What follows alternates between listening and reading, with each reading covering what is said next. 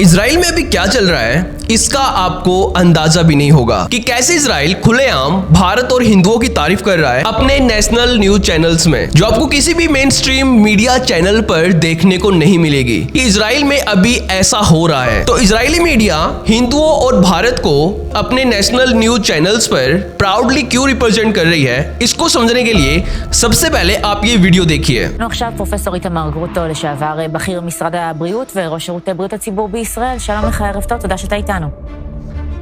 ערב טוב. עד כמה הנתונים באשר לתחלואת השפעת מדאיגים ושונים משנים עברו שהם מצדיקים המלצה לעטיית מסכה לאוכלוסייה בסיכון? קודם כל אני חושב שזה בכלל לעטיית מסכה זה המלצה טובה, כנראה לא יכולים להישמע אליה כל שנה, אבל בכל זאת יש לי הרבה יתרונות לעטיית מסכה, בטח במסגרת של בתי חולים שהזכרתם.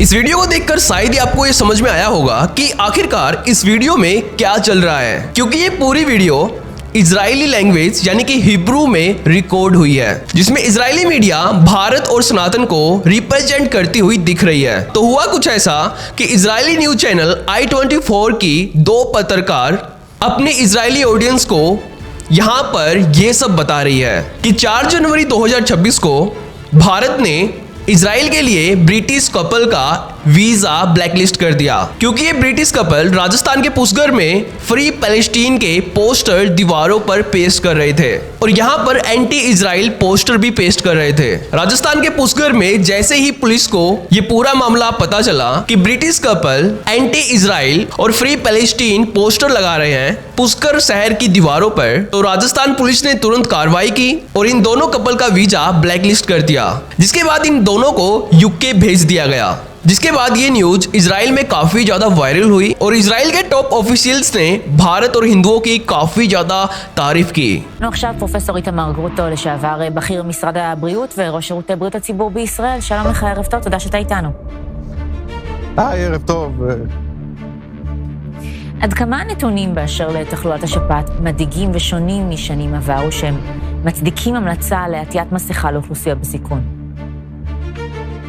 קודם כל אני חושב שזה בכלל לעטיית מסכה זה המלצה טובה, כנראה לא יכולים להישמע אליה כל שנה, אבל בכל זאת יש לי הרבה יתרונות। और ट्विटर यानी कि एक्स पर ऐसी पोस्ट डालना शुरू कर दी, जैसे कि एक फेमस पत्रकार हनन्या नफ्ताली ने अपने एक्स अकाउंट और इजरायली न्यूज मीडिया पर इस न्यूज को प्राउडली पोस्ट करके ये लिखा, जिसमें इन्होंने इजरायली फ्लैग और इंडियन फ्लैग को भी प्राउडली रिप्रेजेंट किया।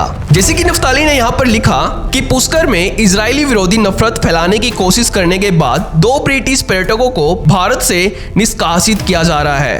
यहूदी राष्ट्र को निशाना बनाने के लिए वीजा नियमों का उल्लंघन करने वालों के प्रति हमारी जीरो टॉलरेंस नीति है और भारत का हम दिल से धन्यवाद करते हैं।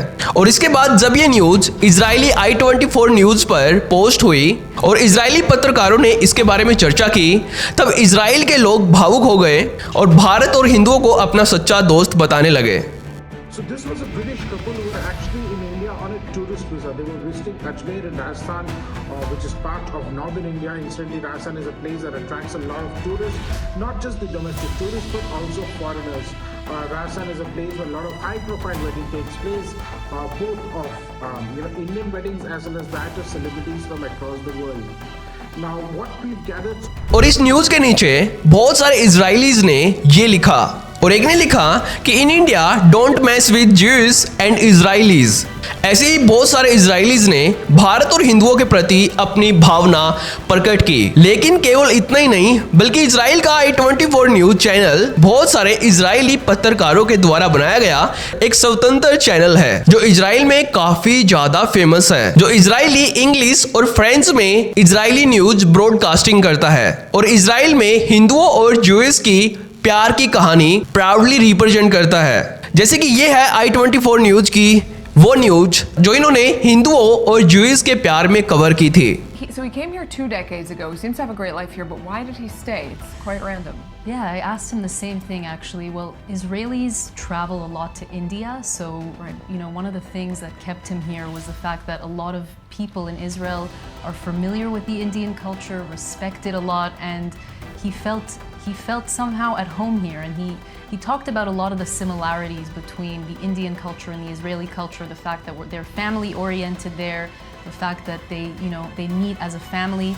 But one thing he said was that he expected that in Israel they would be very, very family oriented, but it's only really on Friday nights, which is the Jewish holiday of Shabbat, which a lot of Israelis celebrate, that the family comes together. And in India, it's इनसे मिलिए, ये है India Naftali, एक famous Israeli news anchor और journalist जो Israel में काफी ज्यादा फेमस है, जो भारत और हिंदुओं से इतना ज्यादा प्यार करती है कि इन्होंने अपना नाम ही इंडिया रख लिया, जो इजराइल की i24 न्यूज में एक फेमस और मेन जर्नलिस्ट है। और ये वाइफ है हनन्या नफ्ताली की, जिनके बारे में हमने अभी बात की थी, जो एक इजराइल के फेमस जर्नलिस्ट है। इंडिया इजराइल में हिंदुओं और ज्यूइश के प्यार के लिए ऐसी न्यूज कवर करती रहती है, जैसे कि आप इस वीडियो में देखिए। You might be surprised to see how much Indian and Jewish culture have in common. My name is India, and this is the incredible connection between the Jewish festival Purim and the Indian festival of Holi. Purim marks the इस video में India Jewish festival पुरीम और Hindu festival Holi की incredible similarities के बारे में बता रही है कि ज्यूइश फेस्टिवल पुरीम और होली में बहुत सारी समानताएं हैं, जिसके बारे में बहुत ही कम इजरायलीज और हिंदुओं को पता है। जैसे कि ज्यूइश फेस्टिवल पुरीम भी बुराई पर अच्छाई की जीत को दर्शाता है और इजरायली इसको ब्यूटीफुल कलर और म्यूजिक के साथ सेलिब्रेट करते हैं, और दूसरी तरफ होली भी बुराई पर अच्छाई की जीत को दर्शाता है। इसको करोड़ों हिंदू पानी और रंगों के साथ मनाते हैं। और इंडिया नफ्ताली की आप इस न्यूज को देखिए, जिसमें इन्होंने बताया है कि why are Jewish safe in India, यानी कि यहूदी भारत में सुरक्षित क्यों है। इस न्यूज में इंडिया इजराइल की जाफा सिटी में जाती है और यहाँ पर रहने वाले इजरायलीज और इंडियन को ये पूछती हैं कि भारत में यहूदी सबसे सुरक्षित क्यों है। तो इस पर एक इजरायली कहता है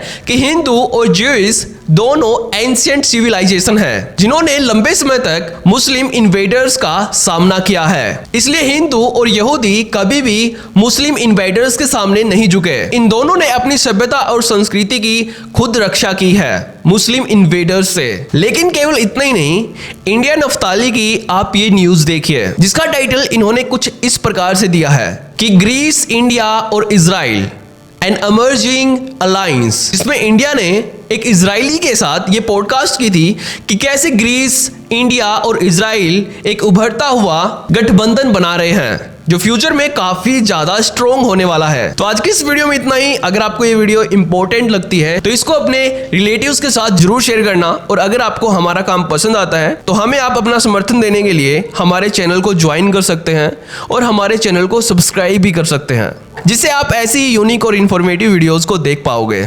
तो आज की इस वीडियो में इतना ही। तो थैंक्स फॉर वॉचिंग।